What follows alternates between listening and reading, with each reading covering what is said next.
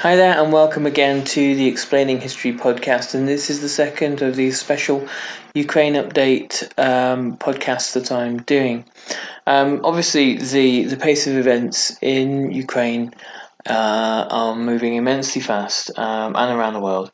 So it's entirely possible that when you listen to this, things will have moved on. So I'm trying not to look at the minutiae of events on the ground, and obviously there are far better people to listen to and to follow than me, who understand the nuances of modern warfare better than I do. I'm looking at something on a much more kind of macro scale, really, and what the current crisis shows us about the functioning of kind of like klepto states, which Russia is. These kind of states run by authoritarians and a kind of a court of kleptocrats.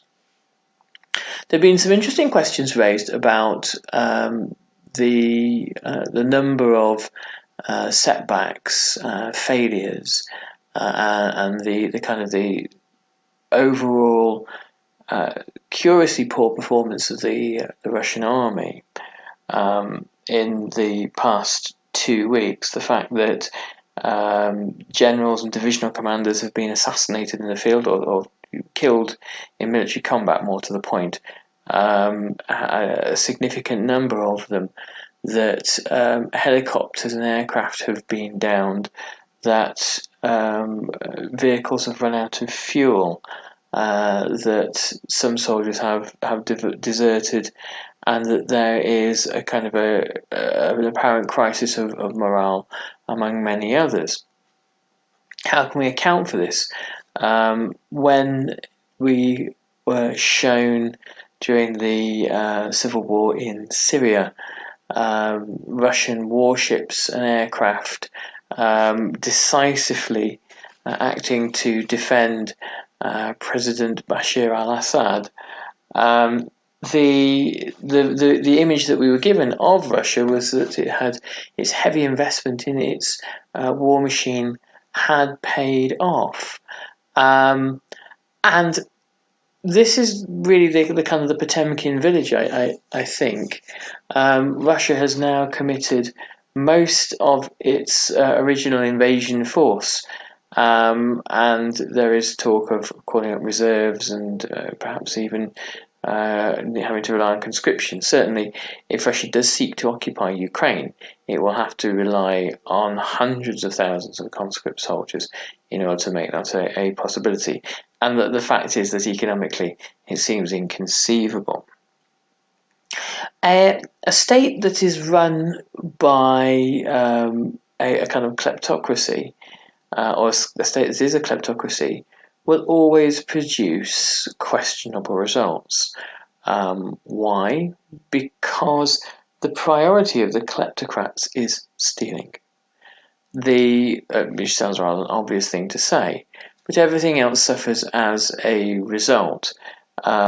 Military contracts, the provision of vital equipment, the provision of sufficient fuel, all these are a secondary issue because the state outsources roles that would previously have been carried out by the state itself at a far greater cost to oligarchs. This term is perhaps getting slightly overused now because there are variations of oligarchs in Russia, to Putin loyalists who provide private services at an inflated cost to a kind of an immensely sort of inferior standard of level of service.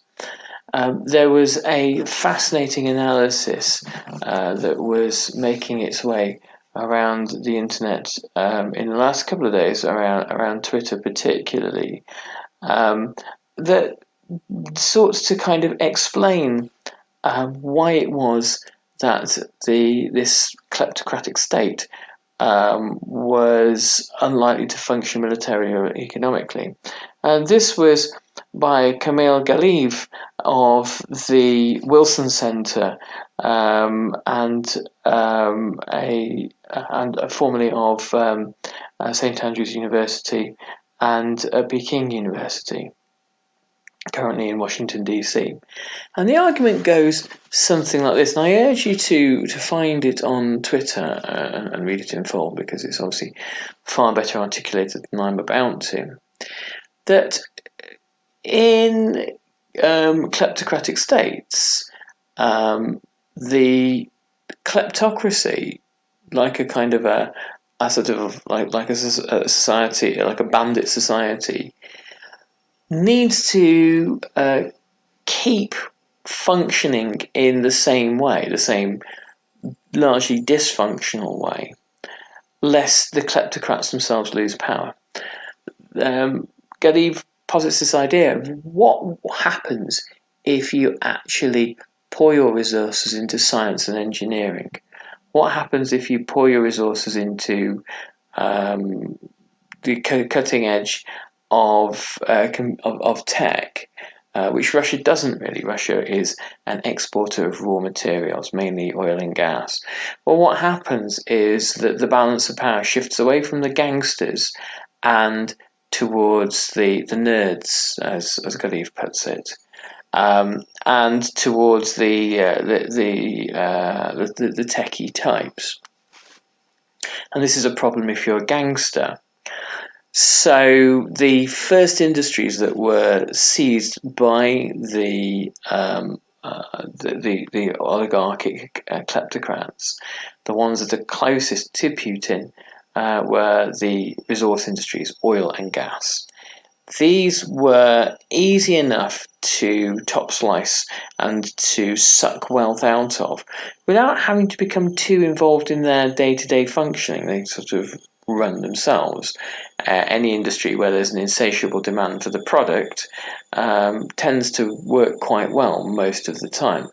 So they were able to function as cronies of Putin, as his lieutenants, but also as vastly independently wealthy individuals in their own right, by not having to do very much, because none of them actually had the skills or the knowledge to run a petroleum or a gas exporting business. Slowly these things are being run into the ground in Russia because of the inability to organise, or the disinterest in finding new gas and oil reserves, and also the difficulty of it, as I mentioned previously. I think the reserves that have been used up in the south were the easy ones to mine and to drill for, and the remainder of Russia's oil and gas is in the Arctic Circle, which is significantly more difficult to extract.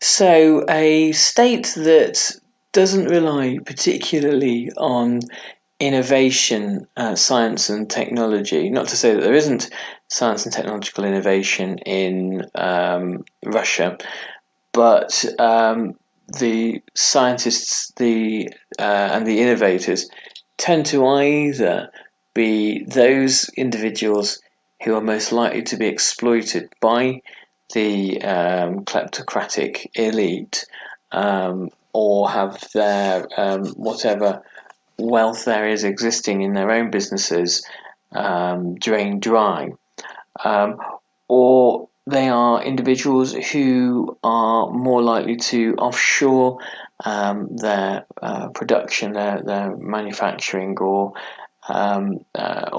engineering to places like the Czech Republic, which, when that happens, starts to undermine Putin's desire for a kind of a more autarkic Russia. There's various scandals of manufacturing happening in Russia. Putin demanding that things like tractors or heavy vehicles be made purely by Russian manufacturing and from Russian design. And then it transpires that ultimately these things are brought in kit form from the Czech Republic and other parts of Eastern Europe, and then passed off as being Russian inventions. So Russia is a state because of its kleptocratic nature, and this also explains why it's having difficulties fighting a high-tech warfare, a high-tech war, because it has a kleptocratic class running it. The other kind of normal economic and social groupings within the Russian elite that might be able to, for example, pioneer 21st century tech companies aren't able to really adequately function because there is no room for them because of this marauding kleptocratic class. And the evidence that this is the case is starting to be shown in Ukraine. We're starting to see that there are significant limitations to any country that's run in this way, and this should be kind of nothing new to us, really. There are numerous examples of kleptocracies in the 20th century that ultimately don't function very well because the incentive, the framework under which most science, innovation, and functioning bureaucracy tends to thrive isn't that of an autocracy where the top tier of society is simply interested in looting and hiding wealth offshore. So yes, this shouldn't be a surprise to us. What I think is interesting is the evidence that the naivety of Putin in his dealings, particularly with China, seems to be coming to the fore. It's difficult to say at this stage which way China will leap. China's overtures to Putin in the past couple of years have, hugely alarmed Washington political and defense analysts, and the idea of there being a Moscow-Beijing relationship is as troubling in Washington as the idea of a Washington-Beijing relationship was in Moscow in the early 1970s when Nixon went to visit Mao. But I think this is greatly overstated. Firstly, the relationship between Moscow and Beijing is unlikely to compensate. The trade relationship is unlikely to compensate for the loss of oil and gas exports to America and to Europe when those are finally shut off, and the removal of Russia from the global banking system, the removal from SWIFT. There is some talk of Russia and China collaborating on an alternative to SWIFT, but again, this seems to be sort of fanciful stuff, and no replacement for what Russia has lost. Russia is in a position where it must now go as the supplicant to Beijing, as the weaker partner, and this is unlikely to end well. Xi Jinping is no fool, and neither is his cabinet. They are entirely aware of the fact that Russia is desperate. Russia needs to have to be assisted, needs the support of China. And what China gets out of the deal, other than cheap oil and gas, which is what China needs, is hard to see. Will this have an effect on the possibility of an invasion of Taiwan that Xi Jinping has spoken candidly about in the past? Well, quite possibly. What the West has done, it's interesting that this term "the West" is being used quite a lot. What America, and after having been in abeyance for a long time, what America and the EU have demonstrated in the past week is the ability to organize rapidly and without even having to go to war, using finance as a super powerful weapon.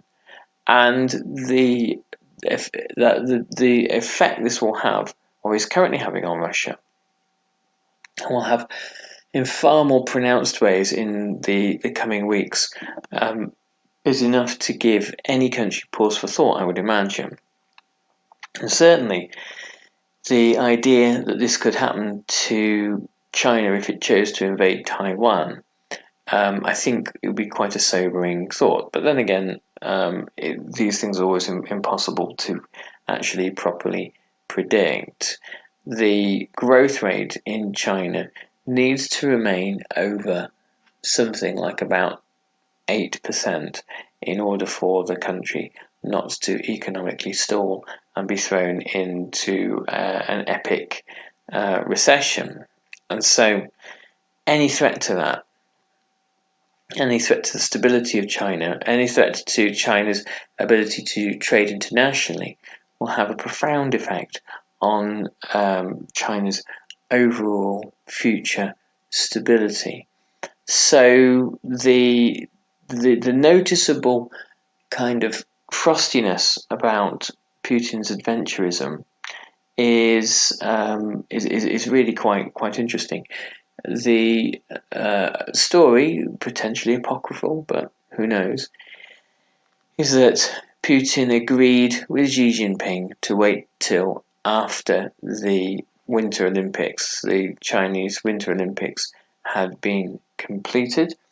The result of this would appear to have been Russian tanks and armored personnel carriers getting stuck in the spring mud of Ukraine.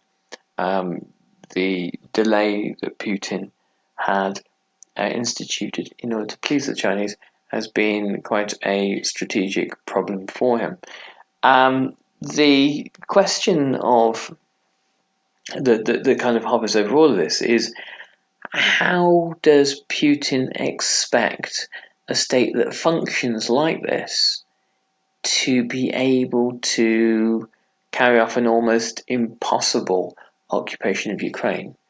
Well, there's enough evidence that points to the fact that Putin is surrounded by people who tell him what he wants to hear, and that Putin himself, stuck in his palace, unable to come out during the period of the coronavirus, and like his friend Mr. Trump, an intense germaphobe, has rather lost touch with aspects of reality, or is certainly being told things that he chooses to believe. The surprise that the resistance in Ukraine has been visited upon him is bewildering, in the fact that Putin appears to have convinced himself that Ukrainians would actually relish the invasion and relish the possibility of being liberated, in inverted commas, from Ukraine itself, or from the current regime in Ukraine. And all that has happened is Putin has created a kind of an epic trap for himself, in that his stated role as strongman, as tough guy, cannot be compromised, cannot be questioned by the possibility of a climb down, of Putin's humiliation. But also, Putin will then have to if he doesn't wish to be seen as not a strongman, hold on to Ukraine, and the entire population would appear to be mobilized, radicalized, and passionate in their hatred of the Russian invaders, and ready to fight, ready to resist. So the troop numbers required to hold on to Ukraine are far greater than really the entirety of the Russian army. So Putin has created for himself a lose-lose situation, which again is very dangerous and very troubling for people who look at the functioning of a nuclear-armed state. Putin has begun to, and his oligarchs have begun to kind of return to Russia, and return to Russia with significant sums of significant amounts of wealth, some of which has been deposited abroad, but much of which is being returned to prevent it from being seized or sequestered by foreign governments. And so, what the future holds for that political class is unclear. These are individuals who liked to live in places like London and Monaco and the Cayman Islands because they were to some degree out of the reach of the Russian state, and it was possible to have properties in these places where you could invest and leave money and then liquidate your assets when you needed to, because Putin himself cannot be trusted. And Putin himself cannot be trusted not to find displeasure and to sling the oligarch in question into jail. So places like London were kind of rather attractive insurance policies. So how the oligarchic class will get on, some have argued that they are the answer to getting rid of Putin, but who replaces him is a moot point. Others have argued that by punishing the oligarchs, by punishing the peoples of like Roman Abramovich and those sorts of individuals, that you simply push them closer to him, because what he represents to the oligarch class is a means of survival. And Putin has always operated as this kind of, firstly, safeguard, and secondly, as the sort of like the mafia boss of bosses, the Kappa de Kappa. And the reason why in around 2004 Putin came to an understanding with the oligarchs that they could ultimately keep most of their wealth as long as they provided unconditional loyalty and service to him. The reason why that has functioned so long is that Putin has not engaged in this degree of military adventurism, which has in many ways cost his closest allies dearly.